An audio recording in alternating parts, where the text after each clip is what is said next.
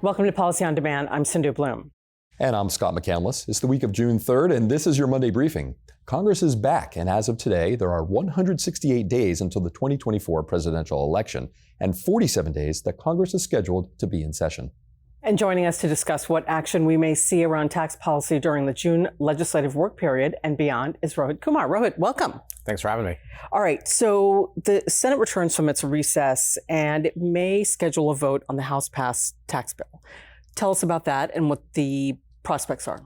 Yeah, so may is the operative word here. Chairman Wyden's staff has been sort of telegraphing for a while that they think a vote is likely in the June work period. But the June work period is not that long and is substantially interrupted by other things. We've got D-Day celebrations this week. Middle of the month, we've got Juneteenth, so that sort of interrupts the week. And so far, Schumer himself has not done much to reinforce the belief that there's going to be a vote in the month of June. He wrote a Dear Colleague, as he does at the beginning of every work period. There was no mention of a tax bill or a vote on a tax bill in that sort of missive to the chamber, and that typically sets the expectations for what's going to happen. That doesn't mean it won't happen, but we're not yet seeing any confidence-building measures out of the Senate Majority Leader that a vote is imminent in the month of June. And at this point, candidly, it feels very much like a check-the-box political exercise, and I think even Senator Schumer sort of sees it that way. So whether you do a check-the-box political exercise in June or July or September, results probably going to be the same. We're going to have a vote. I think he expects it to fail, and then he'll sort of make political hay out of that and then move on. Rohit, the House Ways and Means Committee Republicans have formed these tax teams, as we've discussed, and they've now opened a portal that allows private interests to submit some comments. They're due October 15th. What advice are you giving companies that might want to submit comments? Yeah, so I'm telling people you should weigh in, right? And we have heard repeatedly from lawmakers and their staff that, hey, business community, especially large companies that benefited from corporate rate reduction or the shift to the modernized international system, you got to speak up and talk about why that was good and what it achieved and what are the good things that happened as a result of it. You should not expect this to be a self-executing transaction, not only because the politics of the environment have changed and the deficit and debt concerns are much more sort of exacerbated than they were, say, in 2017, and inflation is much more a thing than it was in 2017, but also because of the just significant turnover amongst lawmakers, both in general in the chamber, in the House, but also specifically on the Ways and Means Committee, where you've got just a handful of members who were on the committee in 2017 and kind of went through the whole exercise. And not only just a handful that were on the committee, they were junior members of the committee back then. So they had some input, but let's be candid. If you're a junior member of the tax writing committee, your role in the exercise is largely to salute whatever the chairman is doing. You get some around the edges input. You get a lot of education. You have some input, and then you're expected to vote yes. So there is real need, like real genuine need to raise the level of awareness, raise the level of education of the various members. And this is a good way to do it. Rohit, the Senate Finance Committee has created 6 working groups to the same end as the tax teams.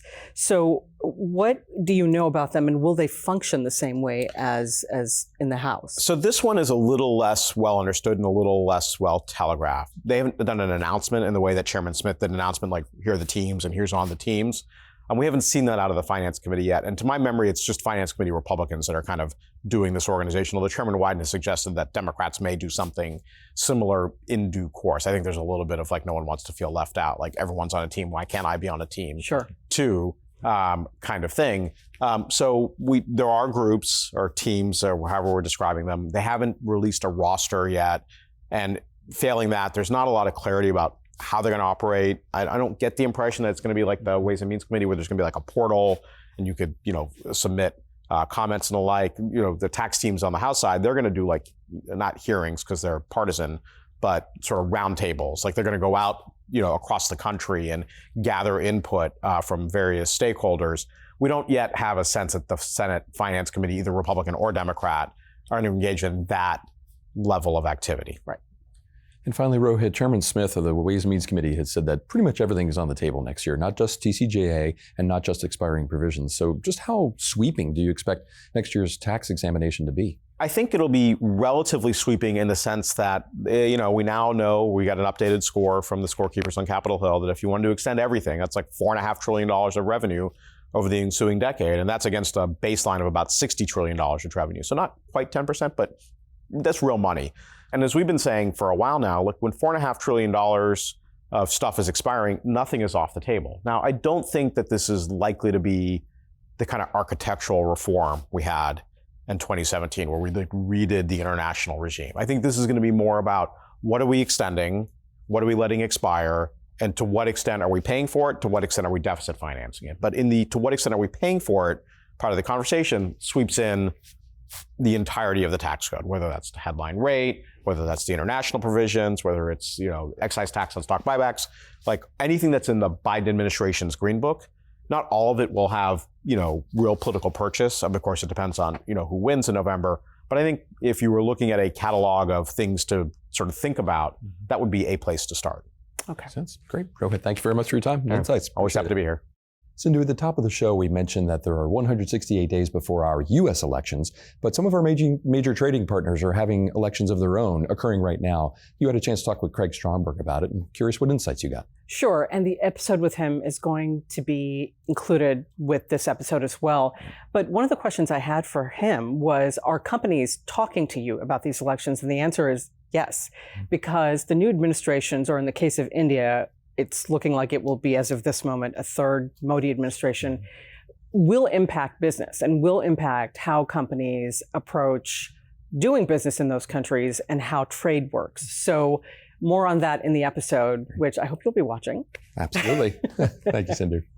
And for our viewers, you'll find in the description of this episode a link to register for Tuesday's Tax Readiness webcast on private capital tax trends, and a link to the latest Week in Review with Pam Olson. And stay tuned for another Week in Review coming up this Friday.